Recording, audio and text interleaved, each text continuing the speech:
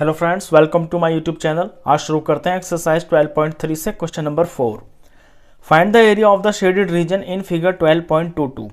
ये फिगर बनी हुई है बुक में। इसमें ये जो शेडेड पार्ट है सारा का सारा ही इसका आपको एरिया निकालना है।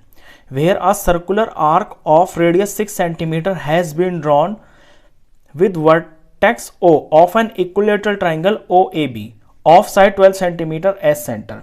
एक ट्राइंगल है, इक्विलेटरल ट्राइंगल है जिसकी साइड 12 सेंटीमीटर है। इसके वर्टेक्स O के ऊपर 6 सेंटीमीटर की एक आर्क बनाई हुई है। आर्क ये यहां से यहां तक है, यहां से शुरू होके और ये जो इस तरह से ये जा रहा है यहाँ बाहर बाहर, यहां से यहां तक ये आर्क है। इसको में आपको शेडेड पार्ट का एरिया निकालना है। देखिए शेडेड पार्ट में आपको वैसे तो सारी फिगर में शेड ही हो रखा है, तो सारी का एरिया निकालना है। इस क्वेश्चन को करने के आपके पास 2-3 तरीके हैं। मैं आपको सबसे आसान वाला तरीका बताऊंगा जिसमें सबसे कम कैलकुलेशन करनी पड़ेगी। आप इसमें दो फिगर्स को एज्यूम कीजिए। सबसे पहले तो ये देखिए कि ये जो इक्विलेटरल ट्राइंगल है ना, इसको आप बिल्कुल अलग मान लें। इक्विलेटरल ट्राइंगल को हटा देंगे तो फिर इससे अलग अलग इसके अंदर आपको ये एक सेक्टर दिख रहा होगा, और ये बड़ा वाला सेक्टर है।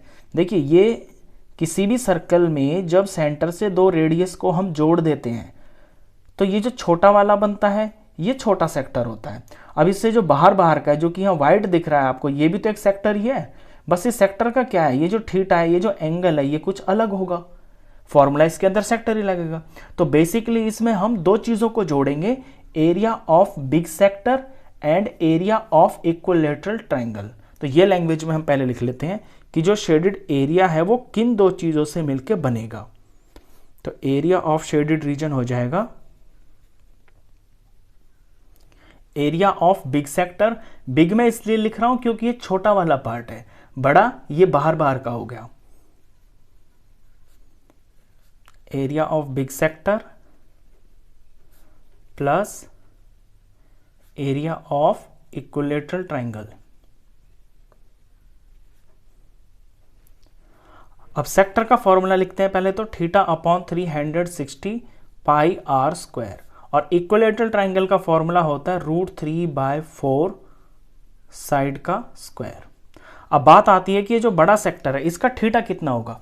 देखिए पूरा जो सर्कल होता है वो होता है 360 डिग्री का, और जिसके अंदर यहाँ पे ये इक्विलेटरल ट्राइंगल का ये वर्टेक्स है, तो ये इक्विलेटरल ट्राइंगल का एंगल है। इक्विलेटरल ट्राइंगल का जो एंगल होता है ये होता है 60 डिग्री। अब अगर 360 में से 60 डिग्री माइनस कर देते हैं तो ये आ जाता है 300 डिग्री। यानी कि ये जो बाहर बाहर का जो सेक्टर बना हुआ है, जो बड़ा वाला सेक्टर है, ये आपका 300 डिग्री का है।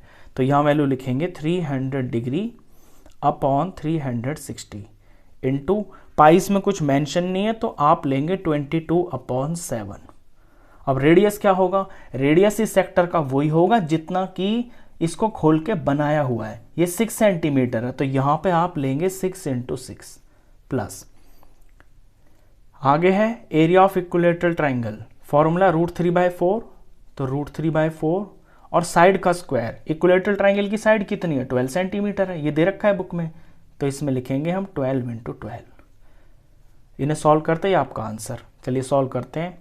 यहाँ पे ये 0 0 से कट गया, 30 और 36 ये कट जाते हैं आपस में, ये 6 से कट रहे हैं, तो ये आ गया 6 5 पे और 6 6 36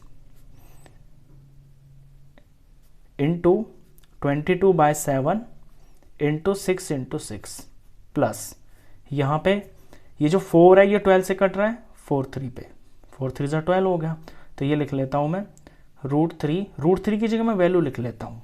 √3 की वैल्यू होती है 1.73 और 12 3 36 हो गया, इसे मैं पहले लिख लेता हूँ, और मल्टीप्लाई में √3 की वैल्यू होती है 1.73।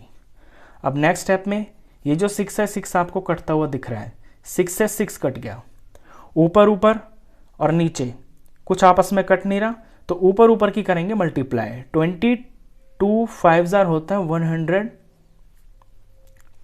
110 को 6 से मल्टीप्लाई करेंगे, ये आ जाएगा 660, और यहाँ पे 7 प्लस यहाँ 36 को मल्टीप्लाई करेंगे 1.73 से, तो ये वैल्यू आ जाती है आपकी 62.28। अब इसको डिवाइड करते हैं, इसको डिवाइड करके जो वैल्यू आती है ना, ये आएगी 94.28। इसमें प्लस कर देंगे 62.28, बस इनको प्लस करते ही आपका टोटल एरिया आ जाएगा।